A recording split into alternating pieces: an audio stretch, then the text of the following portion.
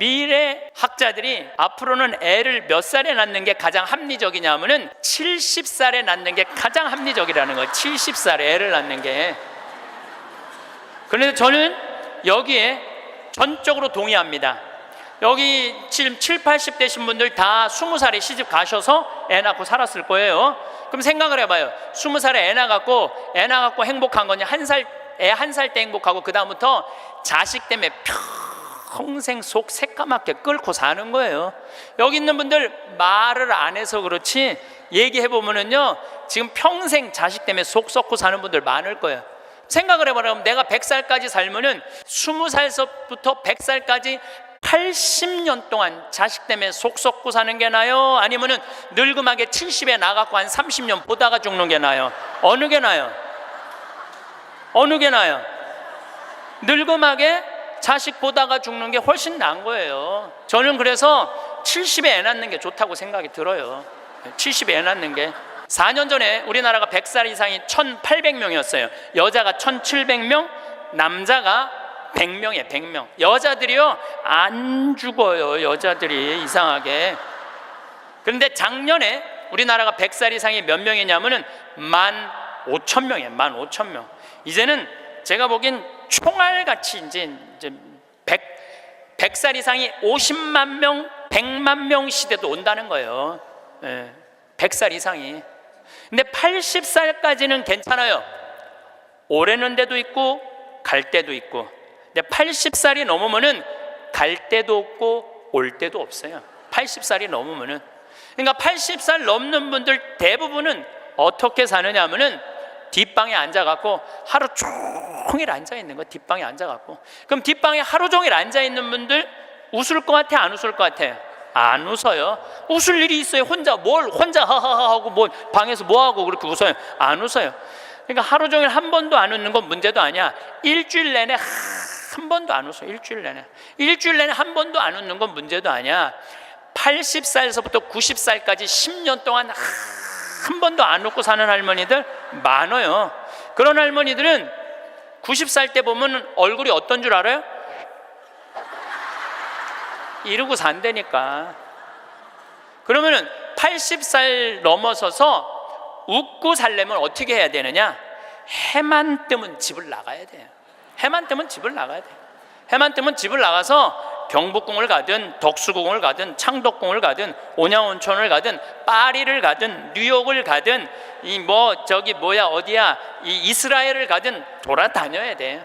이렇게 돌아다닐 수 있을 때까지 돌아다니는 할머니들은 죽을 때 어떻게 죽는지 알아요? 지쳐서 죽는다니까. 지쳐서.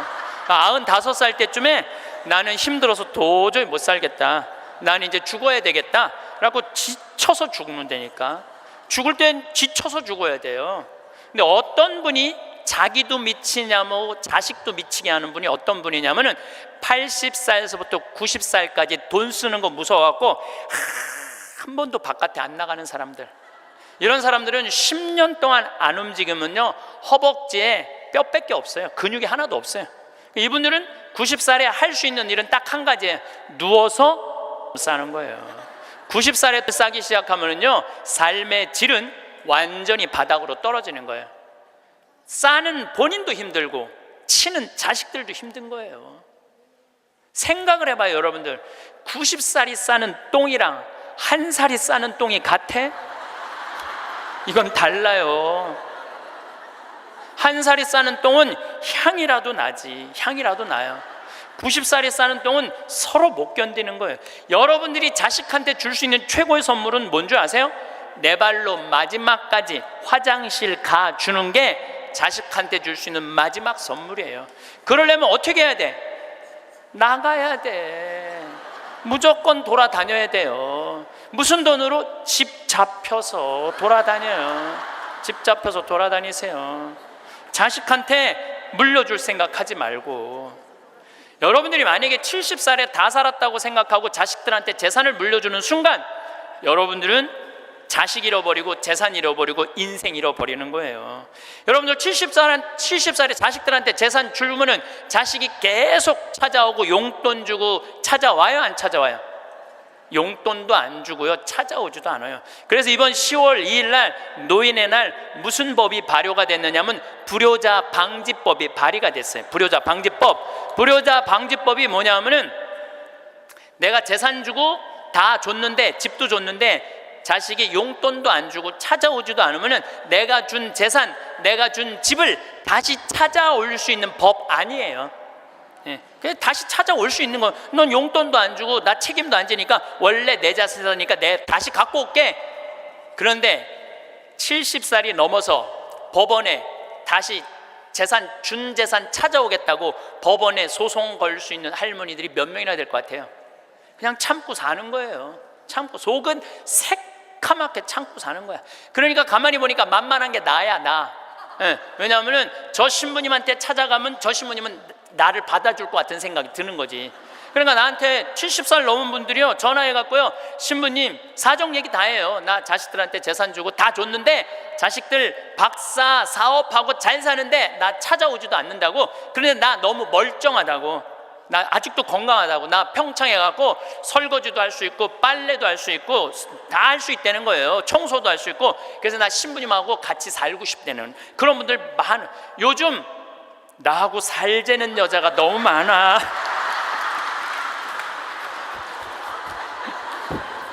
일 년에 500명도 더 되는 것 같아. 그래서 제가 그 편지들을요, 지금은 다 모아놔요. 왜 모아놓냐면 그 내용이 기가 막혀요.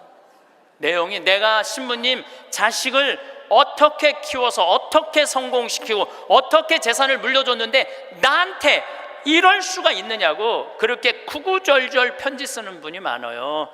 그런데 그 자식 재산은 찾아올 생각하지 않고 내가 자식보다 낫게 생각이 드는 거지. 나하고 살자고, 나하고 살자고. 내가 직접 받은 전화인데 85살 된 할머니예요. 85살 됐는데 70에 아들이 그러더래요. 어머니, 나 이제 어머니 어차피 모셔야 되고 어머니도 이제 나하고 같이 살아야 되지 않느냐.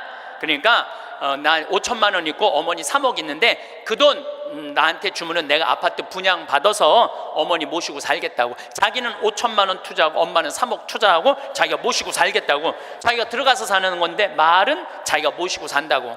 근데 이 할머니가 이런 생각이 들었대요. 내가 살면 얼마나 사나? 아들이 아파트 얻겠다는데, 그래서 그 3억을 주고 들어가서 살기 시작했대요. 여러분들, 나이를 먹어서 자식이 내 집에 들어와서 사는 거랑 내가 자식 집에 들어가서 사는 거는 하늘과 땅 차이예요. 하늘과 땅 차이예요. 만약에 자식이 들어와서 사는데 마음에 안 들잖아요? 나가라고 그러면 돼.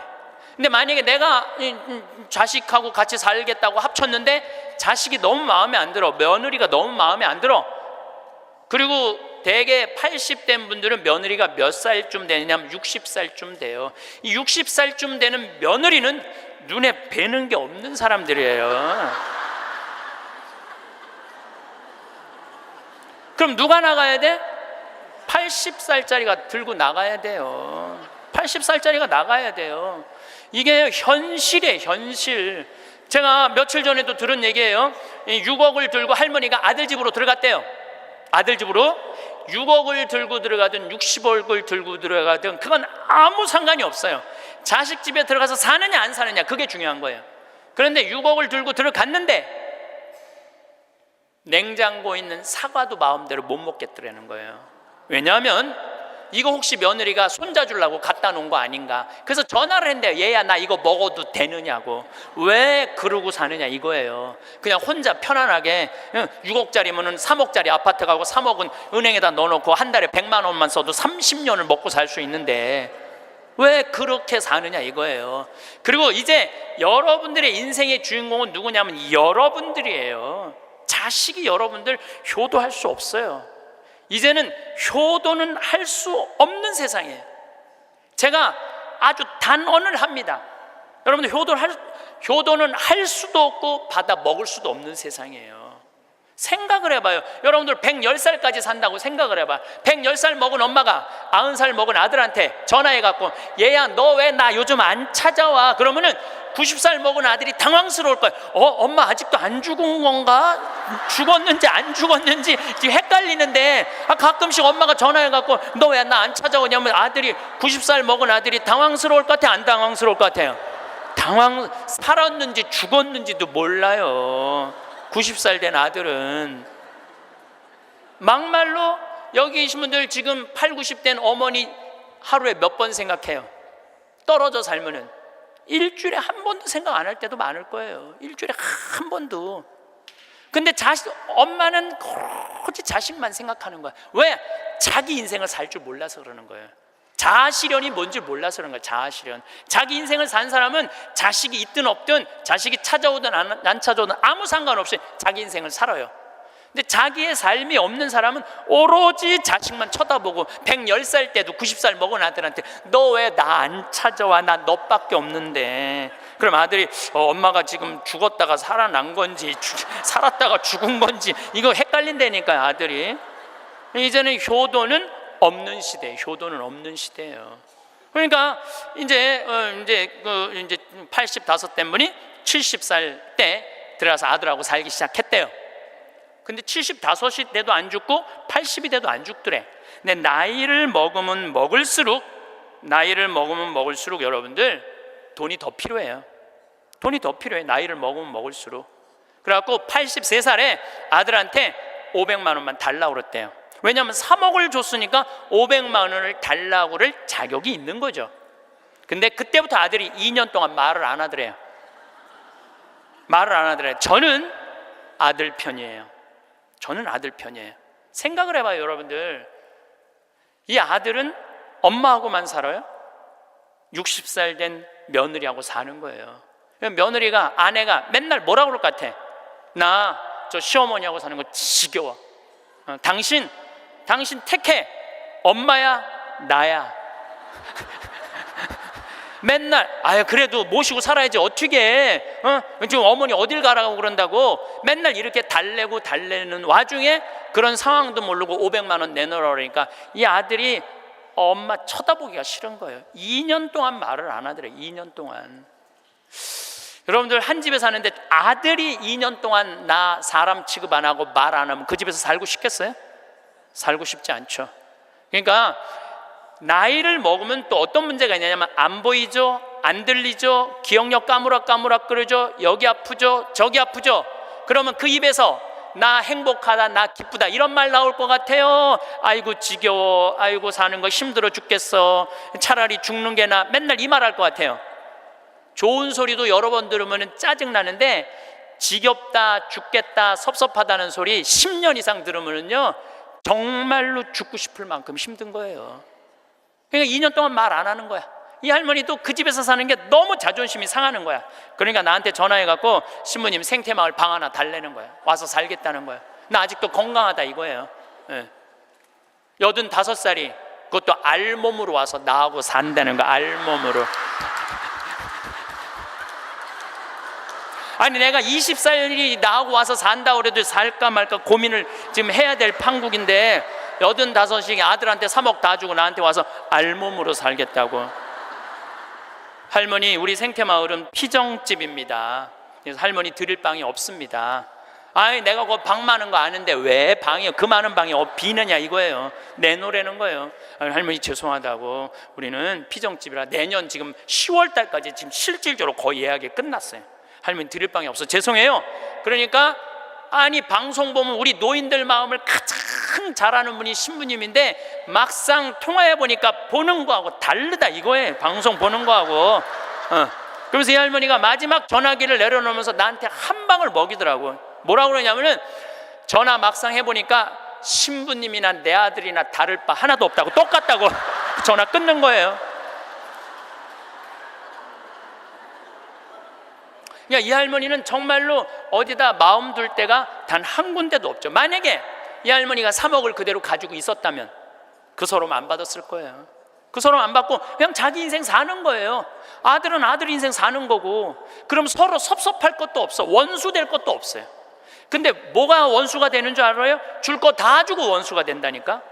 줄 거 다 주고 해줄 도리 다 해고도 원수가 된다니까. 그러니까 자식한테 돈을 주는 게 아니에요. 주지 마세요. 이제 뭐하러 주세요, 자신을. 울산에서 한 할아버지가 전화를 했어요, 경찰서에. 작년에 신문에서 제가 읽은 내용이에요. 나 경찰한테 이렇게 얘기한 거, 두유 2개로 10일을 버텼다. 두유 2개로. 난 지금 죽을 것 같다. 나를 좀 살려줘라. 그래서 경찰이 가서 문을 따보니까 할아버지가 뼈밖에 안 남은 거야. 10일 동안 두유 2개로 먹었으니 뭐가 물 10일 먹은 거하고 똑같잖아요. 그래갖고 이 할아버지 뭐 누구 돌볼 사람 없나 했더니 할머니가 1년 전에 돌아가신 거야. 여기 우리 할아버지들 많이 와서 앉아 계신데 여러분들 오늘 강의 다 까먹어도 좋아. 정말로 다 까먹어. 이것만 안 까먹으면 돼요. 여러분들은 무슨 일이 있어도 할머니보다 하루 먼저 죽어야 돼. 무슨 일이 있어도 누구보다 먼저 죽어? 할머니 죽으려고 그러면 너 죽지 마. 나 죽기 전에 죽지 마. 그리고 먼저 죽어야 돼요. 그러니까 여기 효자 열보다요 악처 하나가 낫다니까요. 효자가 하루 종일 같이 있어줘요? 같이 잠자줘요? 못하는 거예요. 악처가 같이 밥 먹어주고 같이 있는 거예요. 그러니까 여기 오늘 할아버지들은 제발 할머니들 가슴 아픈 일 하지 마세요. 그냥 마누라가 시키는 대로 하고 사세요. 머리 깎으라 그러면 가서 머리 깎고, 목욕하라면 목욕하고, 내복 추우니까 내복 입으라면 내복 입고, 내복 벗으라면 벗고, 시키는 대로 하고 사세요. 시키는 대로. 근데 이 할머니가 1년 전에 돌아가신 거예요. 어떤 금술 좋은 할머니하고 할아버지하고 한 집에 살았어요. 근데 그날 오후 따라 할머니하고 할아버지하고 목욕을 깨끗하게 했어, 둘이서. 그리고 저녁을 맛있게 차려 먹었어. 그리고 저녁에 침대에 누웠는데 할머니가 옛날 생각이 나는 거야. 할아버지를 툭툭 치면서 여보 영감, 이렇게 깨끗이 씻고 맛있게 먹고 이렇게 침대에 누우니까 우리 신혼 생각난다. 당신 생각나? 신혼 때 당신 이렇게 냉랭하지 않았어. 당신 신혼 때 잘 때 내 손 꼭 잡아주던 거 생각나 안 나? 딱 그런 거예요. 할아버지 가만히 생각해보니까 손을 잡아줘야 될 것 같은 거야. 그래서 할머니 손을 싹 잡았어요. 그랬더니 할머니가 여보 영감, 당신이 내 손 잡아주니까 너무 행복하다. 근데 당신 생각나? 당신 신혼 때 이렇게 내 손 잡는 걸로 끝내지 않았어. 당신 잘 때마다 꼭 내버려 뽀뽀해 주던 거 생각나 안 나? 딱 그런 거예요. 생각해보니까 뽀뽀도 해줘야 될 것 같은 거야. 그래서 할아버지가 할머니 손을 쫙 잡은 상태에서 고개를 돌려서 뽀뽀를 쭉 해줬어요. 근데 할머니가 너무 여보 영감, 당신이 내버려 뽀뽀해 주니까 나 세댁된 기분이야. 너무 행복하다. 여보 영감 너무 고마워. 근데 여보 영감, 당신 생각나? 당신 신혼 때 내볼에 뽀뽀하는 걸로 끝내지 않았어. 당신 그 이로 내기 잘근잘근 해주던 거 생각나 안 나? 딱 그런 거예요. 그랬더니 그때서 할아버지가 얼굴이 울그락불그락 하면서 확 이불을 내던지고 나가버린 거예요. 그래갖고 할머니가 여보 영감 어디가? 문 열고 나가는 할아버지한테. 그랬더니 할아버지가 딱 문지방에 서서 할머니를 딱 째려보고 이렇게 말을 했어요. 기다려, 이빨 갖고 올 테니까. 딱 그랬다는 거 아니에요. 이제 여러분들 노인들은요 부부밖에 없어요. 정말 부부가 귀하게 여겨야 되는 거예요. 그런데 이 할머니가 1년 전에 돌아가신 거예요. 딸은 하나 있는데 교통사고 나고 인사불성이 된 거예요. 딸은 인사불성이 된 거예요. 누구 돌볼 사람 없나 했더니 이 할아버지 3층짜리 빌딩을 갖고 있었던 할아버지야. 3층짜리 빌딩을 갖고 있고 그 옆에 4평을 달아서 거기서 폐지를 모으고 살았던 거예요. 거기서 월세도 나오는데 이 할아버지는 버는 법은 배웠는데 쓰는 법을 못 배운 할아버지예요. 쓰는 법을 못 배운 할아버지. 여기 계신 분들도 많습니다. 많아요. 정말로 개처럼 벌어서 짐승같이 써야 되는데 개처럼 벌어서 개처럼 쓰는 사람들 많아요. 제대로 돈의 가치답게 쓰지 못한 분들 너무너무 많아요. 많은 경우 여러분들 폐지 줍고 다니는 분들 많죠. 할머니 할아버지 그런 분들 중에 대개 자식들한테 몇 천만 원 몇 억씩 다 주고 자기는 폐지 죽고 다니는 사람들 많아요. 실질적으로. 그러시지 마세요. 내가 행복해야 돼요. 내가 행복한 게 자식 도와주는 거예요. 그래서 제가 여러분들한테 보너스 하나 꼭 하시라고, 돈 안 들고도 할 수 있는 보너스, 내년 뭐 나중에 얘기지만은 내년 3월 25일부터 4월 20일 사이에 여기 해화동 서울대학병원에 가세요. 서울대학병원에 가면은 그 꼭대기 층에 식당이 하나 있어요. 그 식당에 가서 비싼 거 시키지 마세요. 쟁반짜장도 팔더라고요. 그럼 3명이 갖고 쟁반짜장 15,000원짜리 시키면은 셋이서 충분히 먹어. 거기서 한 11시 반쯤에 가세요. 괜히 12시 막 그 의사들 막 직원들 올라올 때 그때 가서 먹지 말고 미리 한 11시 반쯤에 가서 거기 가서 쟁반짜장을 드세요. 왜 거기서 쟁반짜장을 먹으라고 말씀드리느냐 하면은, 거기서 보이는 경치가 경복궁, 창덕궁, 창경궁, 비원, 청와대까지 다 보이는데 막 새순이 막 돋아날 때 그 경치가요 너무 멋있어요. 나도 서울대병원에 이제 1년에 한 번씩 강의를 가는데 거기서 식사 대접을 받았는데, 거기서 밥을 먹는데 이렇게 내려다 보니까요 조선 27대 왕 부럽지 않더라고요. 거기서 아니 어떤 왕이 거기서 내려다보고 왕궁을 내려다보고 밥을 먹는 사람이 어디 있어. 꼭 기억하셨다가 내년에는 돈 드는 게 아니야. 그냥 전철 타고 가서 그냥 들고 올라가서 몸빼바지 입지 말고 그날은 좀 럭셔리하게 입고, 그날은 좀 럭셔리하게 입고 내려다 보세요. 얼마나 아름다운가. 조선의 왕궁이 얼마나 멋있는가. 돈 안 들고도 볼 수 있는가. 정말 그런 데가 없어 세상에. 그런 데 가세요.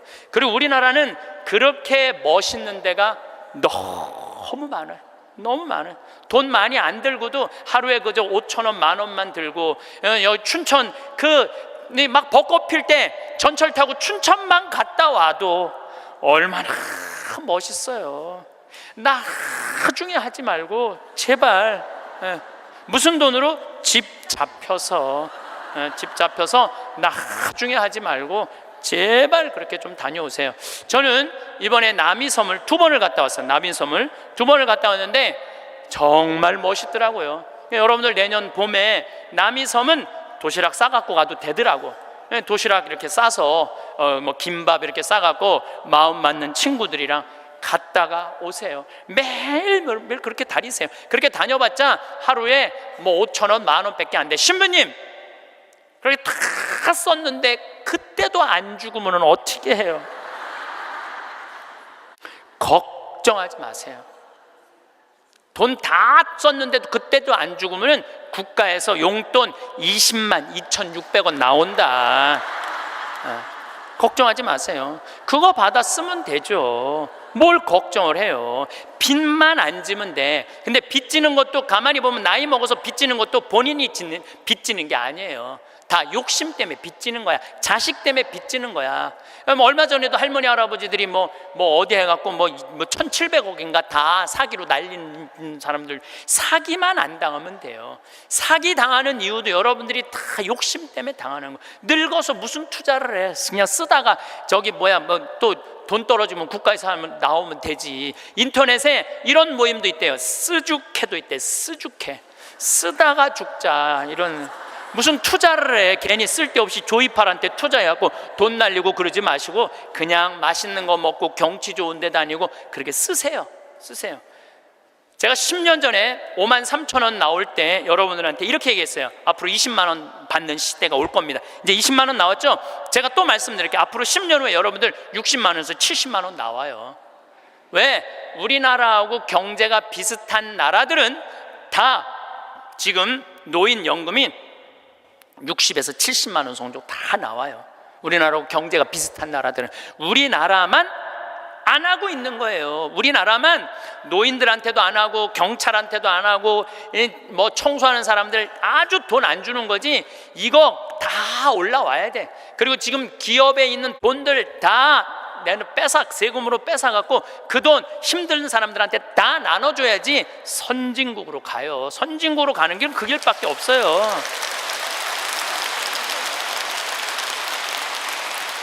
미국은 가보니까 할머니 한 분이 95살 먹은 할머니야. 이번 LA 갔는데 나한테 용돈을 $1,000를 주더라고요. 정말로 나이 많으신 분이야. 용돈을 $1,000를 100만 원을 주는 거예요. 할머니 무슨 돈이 있어? 우리 돈 많아 그래. 내가 그래서 궁금해갖고 물어봤어. 미국의 할머니들은 한 달에 돈 하나도 없는 분들 연금이 얼마 나오냐면 $800가 나와요. $800면 우리나라 돈으로 85만 원이 나와요. 85만 원. 그런데 85만 원뿐만 아니라 집도 없어 이런 분들은 그러면 아파트 월세까지 다 나와요. 시골은 $200, 도시는 $300 하거든 월세가. 그것까지 다 나오는 거니까 한 달에 100만 원 정도가 나오는 거야. 근데 만약에 이 할머니가 한 달에 100만 원을 줬는데 1년 연말 결산을 해봤는데 100만 원을 다 안 써서 50만 원밖에 안 썼어. 그러면은 이 할머니는 돈이 있던가 돈이 필요 없던가 하는 할머니라고 그 다음에는 연금을 40만 원밖에 안 줘요. 그래서 미국에 다녀보면 할머니들이요 그 돈 쓰려고 얼마나 돌아다니는지 몰라요. 그러니까 쓰죽해가 생기는 거야. 쓰다 죽자. 그냥 나한테 용돈도 $1,000씩 주는 거죠. 내가 그 할머니한테 5년 전에도 나한테 만나서 그랬대요. 그래서 할머니 손을 잡고 할머니 내가 한 5년 후에 여기 또 올 것 같은데 그때 또 봐요. 그랬더니 그때는 좀 생각을 해봐야 될 것 같아 그러시더라고요. 100살 때는 생각을 해봐야 되겠다 이거죠. $30,000가 통장에 넘었으면요 연금을 안 줘요. 미국도. 그러니까 자기 통장에 3천만 원 밑으로 자꾸 만드는 거예요. 쓰라는 거예요. 근데 우리나라도 그렇게 갑니다. 분명히 그렇게 가요. 그리고 우리나라가 부정적인 요소도 많지만은 제 판단에는 앞으로 전 세계에서 가장 발전한 나라 중에 하나예요. 우리나라가. 그러니까 걱정하지 마세요. 예수님이 걱정하지 말라고 해도 뭘 이렇게 쓸데없는 걱정을 많이 하고 그래.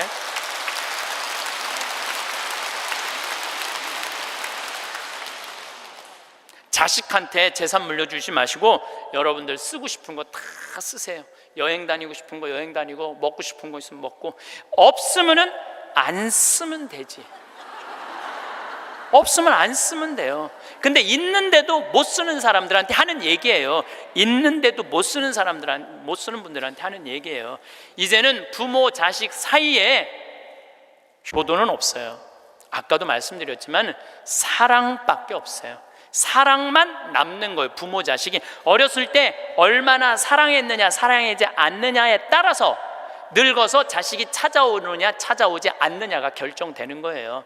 나는 우리 어머니 아버지를 참 잘 만났어요. 참 좋은 어머니 좋은 아버지. 그 중에 어머니보다는 아버지를 잘 만난 것 같아요. 아버지를 뭐 어머니도 좋지만 아버지는 그거보다 훨씬 좋아요. 훨씬. 난 어렸을 때 아버지하고 매일 미꾸라지 잡으러 다니고 메뚜기 잡으러 다니고 도토리 밤 주스러 다녔던 기억이 참 많아요. 그리고 시험만 우리는 시험 못 봤다고 혼났던 적이 한 번도 없어.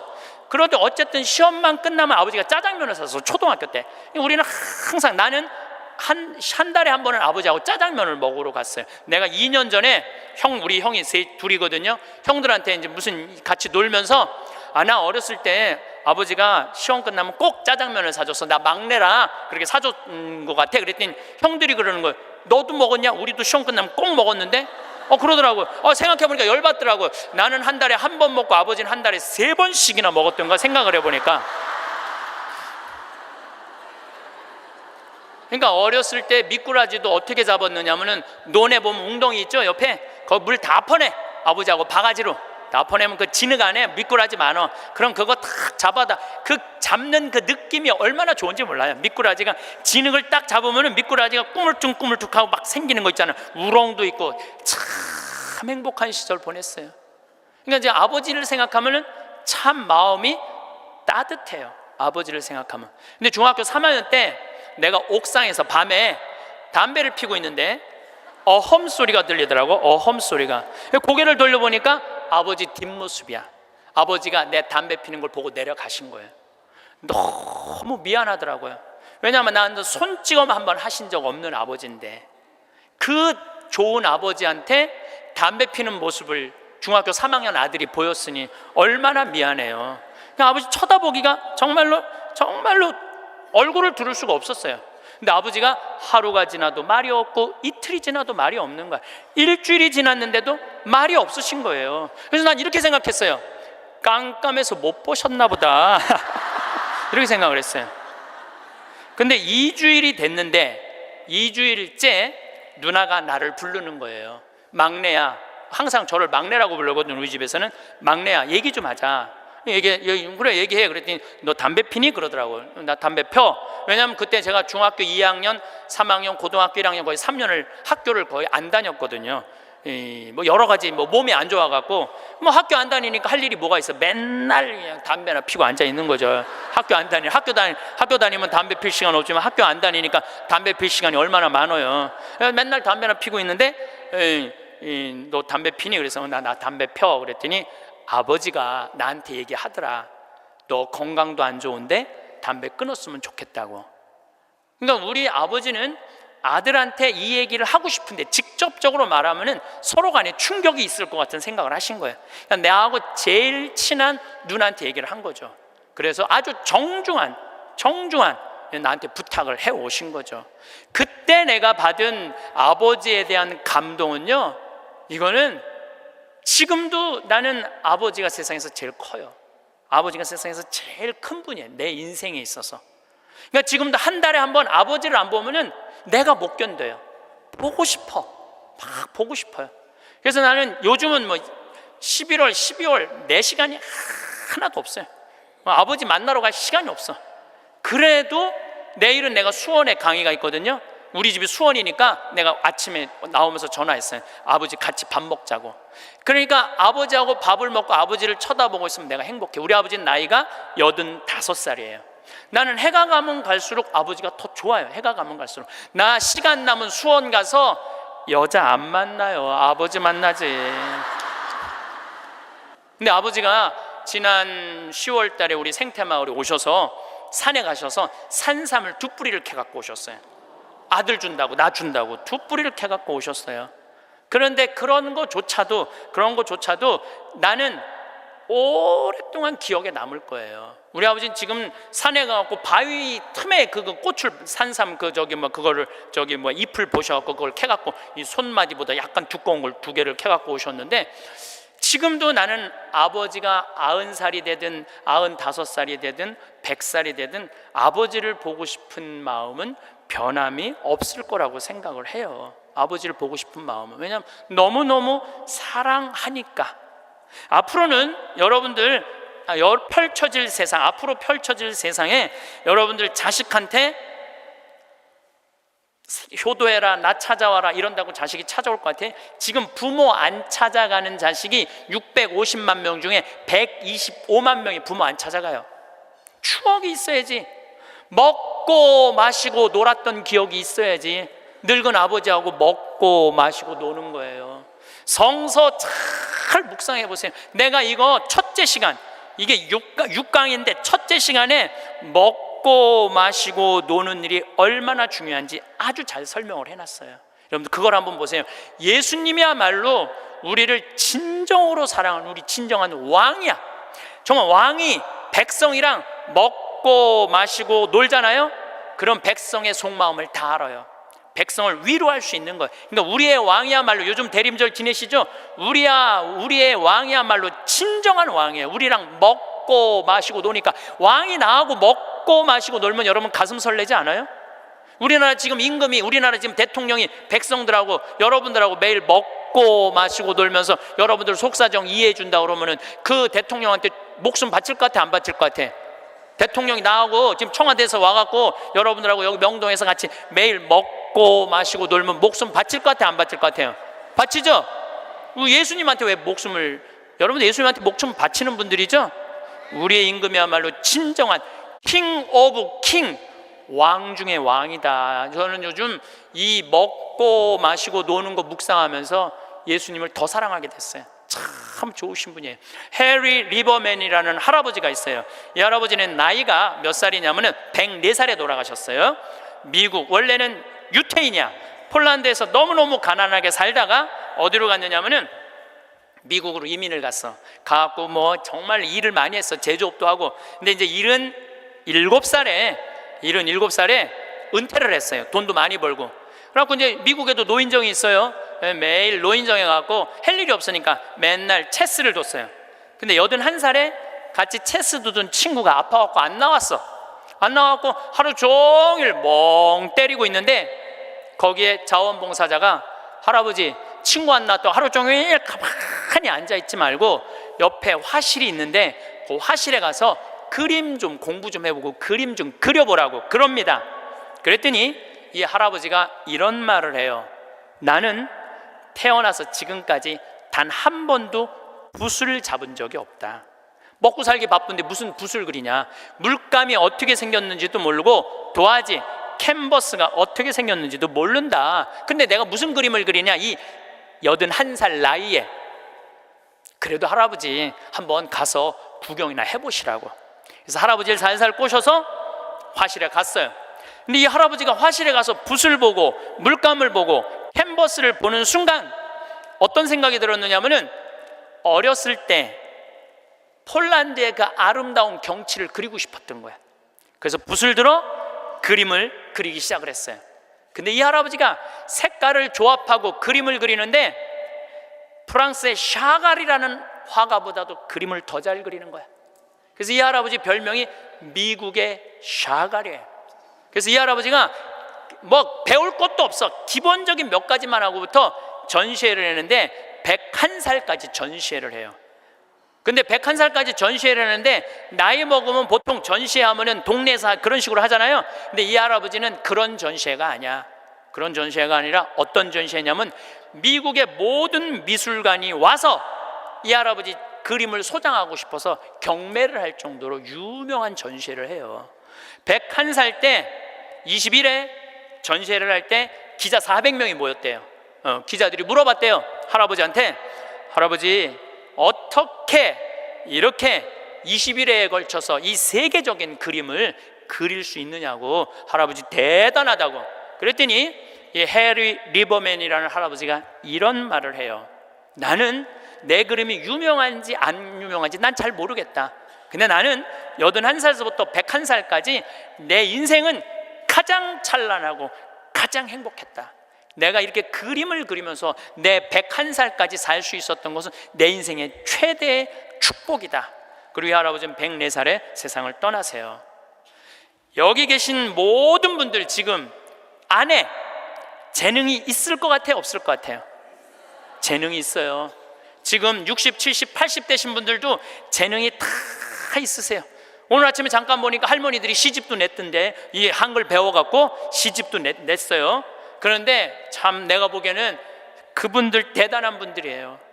뭔가를 나이를 먹어도 77살에 시금치네라는 시를 썼는데 참 멋있더라고요. 여기 계신 여러분들도 지금 안에 다 있어요. 다 있으니까 난 다 살았다, 죽을 날만 기다린다, 제발 이러지 마세요. 또 나중에 할 생각도 하지 말고 언제 해? 지금 하세요. 지금 책도 사서 읽고 글도 쓰고. 저는 문인 등단하고 이번엔 펜팔 회원이 됐어요. 글 쓰는 펜팔 회원이 됐어요. 너무너무 재밌어요. 글 쓴다는 게. 그 펜팔, 내 국제 펜팔 회원이 된 이유는 그 펜팔 회에는 되게 노벨상 받은 사람을 초대해서 강의를 들어요. 그런 강의를 듣고 싶어서 내가 회원 거기 심사해 해갖고 통과가 돼갖고 했는데 정말 저도 나이를 먹었고 글 공부를 하면서 하루하루가 너무너무 신이 나는 거예요. 여러분들도 사는 것처럼 사세요.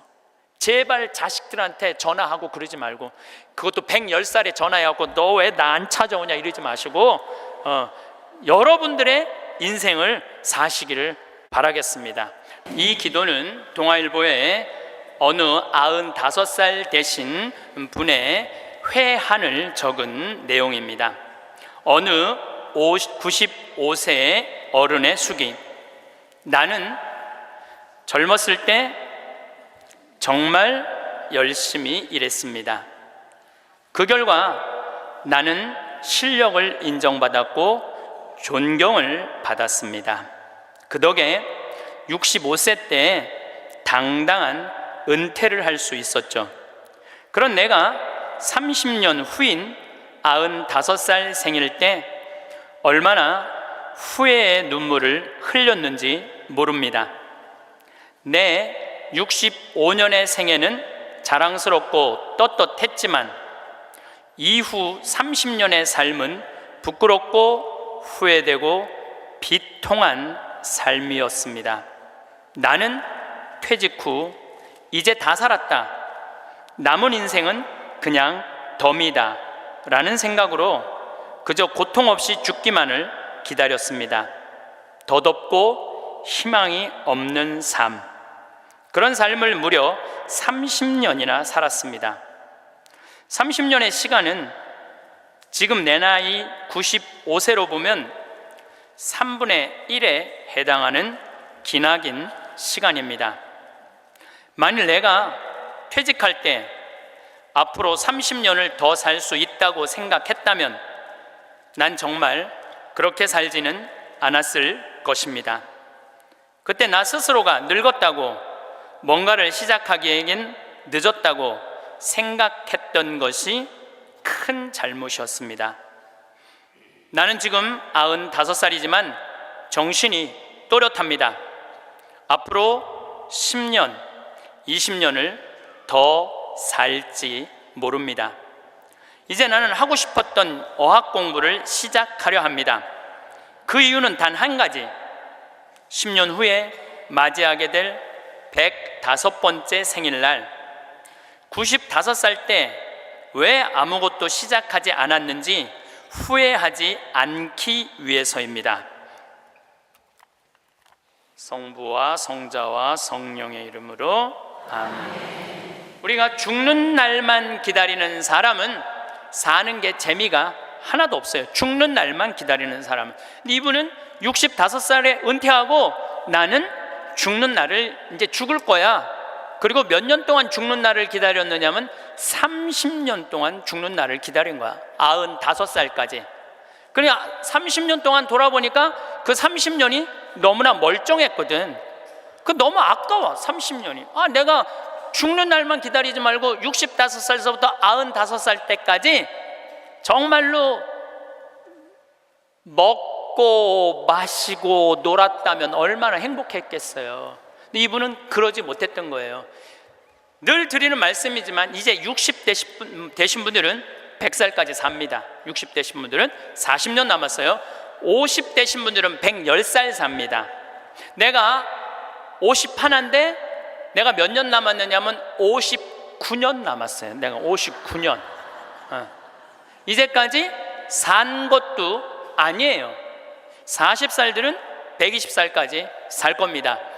마침 기도로 제가 자식들하고도 가장 중요한 건 사랑입니다.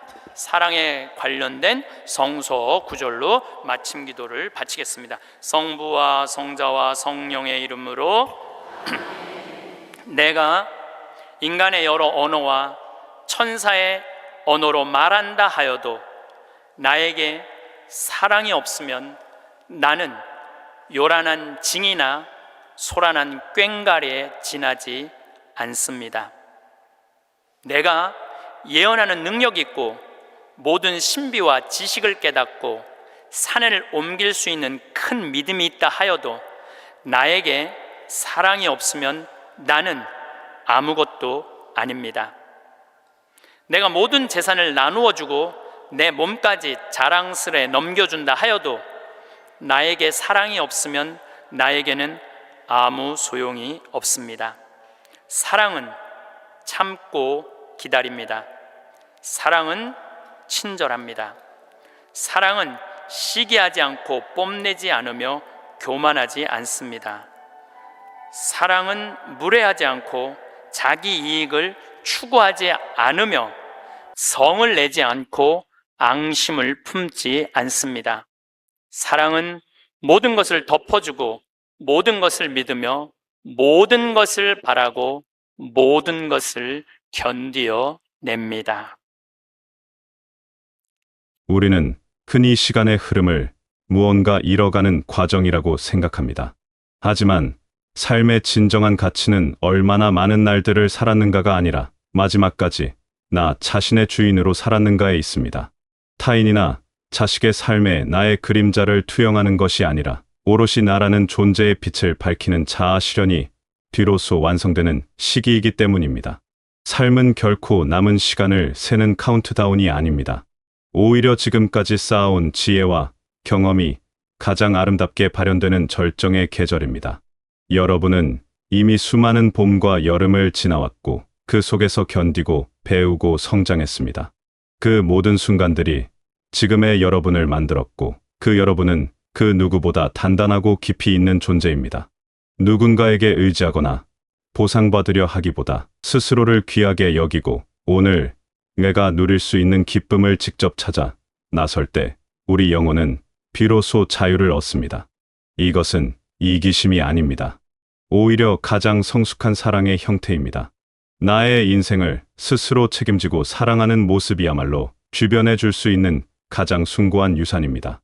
우리는 살면서 너무나 많은 역할을 해왔습니다. 누군가의 아들이자 딸이었고 배우자였으며 부모였고 직업인이었습니다. 그 모든 역할 속에서 우리는 최선을 다했습니다. 때로는 내 욕구를 뒤로 미루면서 때로는 내 감정을 억누르면서 주어진 책임을 다하기 위해 애썼습니다.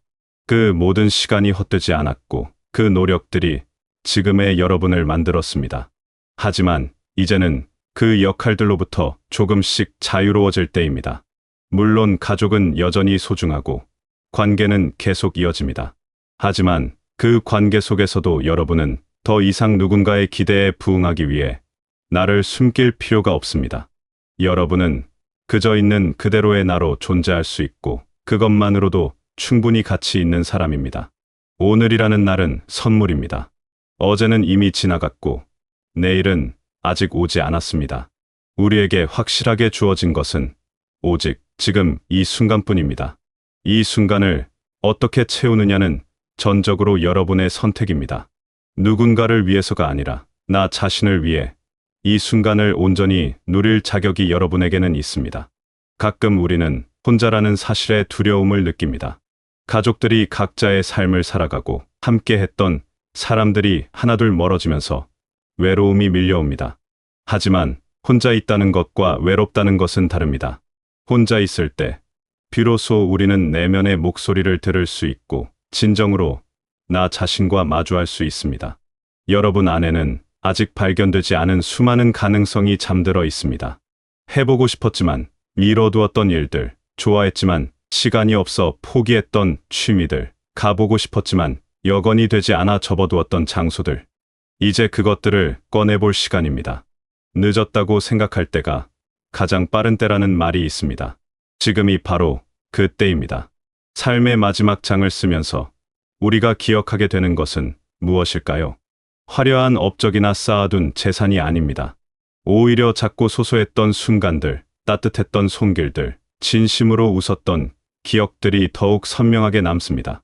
결국 남는 것은 오직 사랑뿐입니다. 그 사랑은 누군가를 구속하는 집착이 아닙니다. 있는 그대로를 긍정하고 견뎌내는 성숙한 배려입니다. 상대의 선택을 존중하고 그들의 행복을 진심으로 기원하는 마음입니다. 그리고 무엇보다 나 자신을 향한 사랑입니다. 내가 나를 사랑하지 않으면 다른 누구도 나를 진정으로 사랑할 수 없습니다. 자신을 사랑한다는 것은 나의 모든 면을 받아들이는 것입니다. 장점만이 아니라 단점도, 성공만이 아니라 실패도, 강함만이 아니라 약함도 모두 포용하는 것입니다. 완벽하지 않아도 괜찮습니다. 실수를 해도 괜찮습니다. 때로는 무너져도 괜찮습니다. 그 모든 것이 인간이라는 존재의 자연스러운 모습이기 때문입니다. 여러분의 삶은 이미 그 자체로 하나의 완성된 이야기입니다. 기쁨과 슬픔, 성취와 좌절, 만남과 이별이 모두 어우러진 풍성한 서사입니다. 그 이야기 속에는 웃음도 있었고 눈물도 있었습니다. 사랑도 있었고 상처도 있었습니다. 하지만 그 모든 것이 모여 지금의 여러분을 만들었고 그 여러분은 세상에서 단 하나뿐인 소중한 존재입니다. 때로는 쉼표가 필요합니다. 숨을 고르고 지나온 길을 되돌아보고 다음 걸음을 준비하는 시간이 필요합니다. 그것은 나약함이 아니라 지혜입니다. 쉼 없이 달려온 여러분에게 이제는 충분히 쉴 자격이 있습니다. 그 쉼표 속에서 여러분은 다시 힘을 얻고 새로운 문장을 시작할 수 있습니다. 마침표는 두려울 수 있습니다. 끝이라는 것은 언제나 불안을 동반합니다. 하지만 마침표는 끝이 아니라 완성입니다. 하나의 문장이 마침표로 완성되듯 우리의 삶도 언젠가는 마침표를 찍게 됩니다. 그 마침표가 두렵지 않으려면 지금 이 순간을 충실하게 살아내는 것이 중요합니다. 후회 없이, 미련 없이 최선을 다해 살아내는 것입니다. 사랑이 담긴 문장은 영원히 지워지지 않습니다. 여러분이 누군가에게 건넨 따뜻한 말 한마디, 잡아준 손의 온기, 함께 흘린 눈물, 나눈 웃음, 그 모든 것들이 사라지지 않고 누군가의 마음속에 영원히 남아 빛을 발합니다. 여러분의 존재 자체가 이미 누군가에게는 축복이었고 그것은 변하지 않는 진실입니다. 돈이 많고 적음은 중요하지 않습니다. 권력이 있고 없음도 중요하지 않습니다. 명예가 있고 없음도 중요하지 않습니다. 진정으로 중요한 것은 내가 나로서 존재하면서 느끼는 평화와 만족입니다. 내 안에 고요함이 있고 감사함이 있고 사랑이 있다면 그것으로 충분합니다. 조건 없이 나를 긍정해주는 절대적인 존재를 믿는 것도 큰 위안이 됩니다. 그것이 신이든 자연이든 우주의 질서든 우리보다 큰 무언가가 나를 지켜보고 있다는 믿음은 외로움을 덜어줍니다. 내가 혼자가 아니라는 확신, 내가 사랑받고 있다는 믿음은 삶의 어려운 순간을 견디게 하는 힘이 됩니다. 어떤 형편에 있더라도 나 자신을 사랑하기를 멈추지 마십시오. 건강이 좋지 않아도, 경제적으로 어려워도, 관계가 힘들어도 여러분은 여전히 존엄한 존재입니다. 여러분의 가치는 외부 조건에 의해 결정되지 않습니다. 여러분이 숨 쉬고 있다는 사실 자체가 이미 여러분의 가치를 증명합니다. 오늘 하루도 여러분은 최선을 다했습니다. 비록 큰 일을 하지 않았어도 그저 하루를 살아낸 것만으로도 충분합니다. 아침에 눈을 떴고 밥을 먹었고 누군가와 이야기를 나누었고 창밖을 바라보았고 다시 잠자리에 들었습니다. 그 평범한 하루 속에 삶의 모든 의미가 담겨 있습니다. 여러분은 누군가에게는 왕과 같은 존재입니다. 여러분을 생각하며 미소 짓는 사람이 있고 여러분의 안부를 궁금해하는 사람이 있습니다. 여러분이 없다면 슬퍼할 사람들이 있습니다. 그것이 바로 여러분이 이 세상에 존재하는 이유이자 여러분의 삶이 의미 있는 이유입니다. 지는 해는 아름답습니다. 하루의 끝을 알리는 석양은 가장 찬란한 색을 뿜어냅니다. 붉고 노랗고 주황빛으로 물든 하늘은 그 어떤 순간보다 눈부십니다. 그것은 끝이 아니라 완성입니다. 하루를 마무리하는 장엄한 의식입니다. 여러분의 삶도 마찬가지입니다. 지금이 가장 깊게 익어가는 순간이고 가장 아름다운 빛을 발하는 때입니다.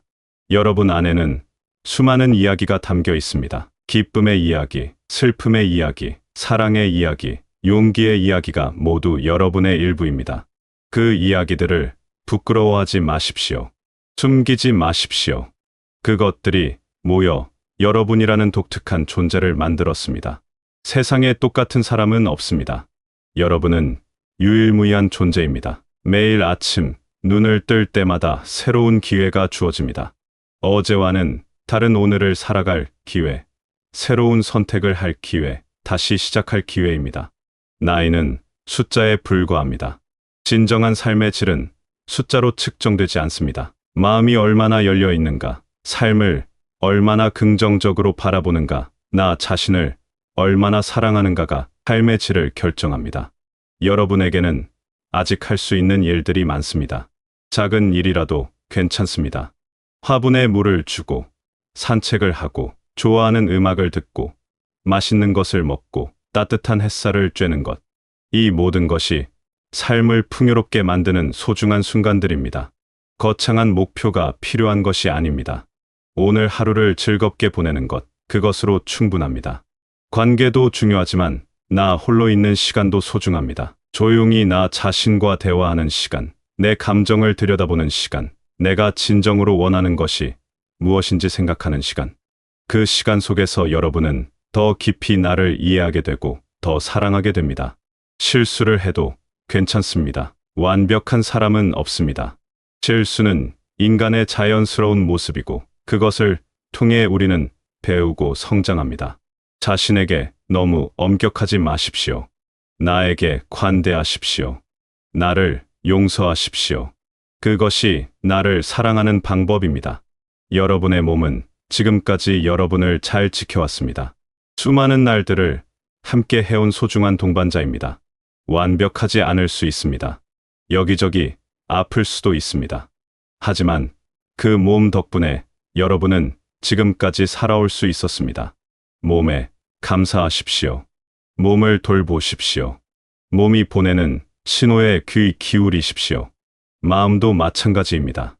때로는 우울할 수 있고 불안할 수 있고 외로울 수 있습니다. 그 감정들을 억누르지 마십시오. 느끼십시오. 받아들이십시오. 그것들도 모두 여러분의 일부입니다. 감정을 느끼는 것은 살아있다는 증거입니다. 여러분은 이미 충분히 잘 해왔습니다. 자신을 칭찬하십시오. 격려하십시오. 토닥여 주십시오. 여러분은 그럴 자격이 있습니다. 남들의 평가가 중요한 것이 아닙니다. 내가 나를 어떻게 생각하는가가 중요합니다. 삶은 여행과 같습니다. 목적지에 도착하는 것도 중요하지만 그 과정 자체가 더 의미 있습니다. 길 위에서 만난 사람들, 본 풍경들, 느낀 감정들이 모두 여행의 일부입니다. 여러분의 삶이라는 여행도 마찬가지입니다. 지금 이 순간 여러분이 있는 바로 그곳에서 여행은 계속되고 있습니다. 어디로 가야 할지 모르겠다면 그냥 한 걸음씩 걸으면 됩니다. 방향이 틀려도 괜찮습니다. 돌아와도 괜찮습니다. 멈춰도 괜찮습니다. 여러분의 속도로, 여러분의 방식으로 가면 됩니다. 누구와 비교할 필요도 없고 누구를 따라갈 필요도 없습니다. 여러분의 삶에는 아직 쓰이지 않은 페이지들이 남아 있습니다. 그 페이지를 어떻게 채울지는 전적으로 여러분의 선택입니다. 무엇을 쓰든 어떻게 쓰든 그것은 여러분의 이야기입니다. 누구도 대신 써줄 수 없는 오직 여러분만의 고유한 이야기입니다. 사랑받고 싶은 마음은 인간의 가장 근본적인 욕구입니다. 하지만 가장 먼저 여러분을 사랑해야 할 사람은 바로 여러분 자신입니다. 나를 사랑할 때 비로소 다른 사람의 사랑도 받아들일 수 있습니다. 나를 소중히 여길 때 비로소 다른 사람도 나를 소중히 여기게 됩니다. 오늘 밤 잠자리에 들기 전에 자신에게 말해 주십시오. 오늘도 수고했다고, 잘 해냈다고, 내일도 괜찮을 거라고. 그 말들이 여러분의 마음을 따뜻하게 감싸줄 것입니다. 그리고 내일 아침 다시 눈을 뜨면 새로운 하루가 시작됩니다. 그 하루도 여러분의 것입니다. 여러분은 세상 무엇보다 소중한 단 하나의 영혼입니다. 그 누구도 대신할 수 없는 이 세상에 꼭 필요한 존재입니다. 여러분이 있어서 누군가는 행복했고, 누군가는 위로받았고, 누군가는 용기를 얻었습니다. 여러분의 존재 자체가 선물이었습니다. 이제 그 선물을 여러분 자신에게도 주십시오. 나를 위한 시간, 나를 위한 배려, 나를 위한 사랑을 아끼지 마십시오. 여러분은 그럴 만한 가치가 있는 사람입니다. 아니, 가치를 따질 필요조차 없습니다. 여러분은 그저 존재하는 것만으로도 충분히 사랑받을 자격이 있습니다. 삶의 끝은 두렵지 않습니다. 사랑으로 가득 채운 삶이라면 그 끝도 평화로울 것입니다. 여러분이 남긴 사랑의 흔적들은 여러분이 떠난 후에도 계속 빛을 발할 것입니다. 그리고 그 빛은 누군가의 어둠을 밝혀줄 것입니다. 여러분은 지는 해가 아닙니다. 가장 깊게 익어가는 노을입니다. 가장 찬란한 빛을 발하는 순간입니다. 그 빛을 숨기지 마십시오. 당당하게, 자랑스럽게 있는 그대로의 여러분으로 빛나십시오. 그것이 여러분이 이 세상에 줄 수 있는 가장 아름다운 선물입니다. 오늘도, 내일도, 그 이후의 모든 날들도 여러분은 사랑받을 자격이 있는 소중한 존재입니다.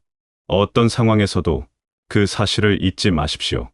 여러분 자신을 사랑하고 오늘이라는 선물을 온전히 누리며 평화롭고 행복한 나날을 보내시길 바라겠습니다.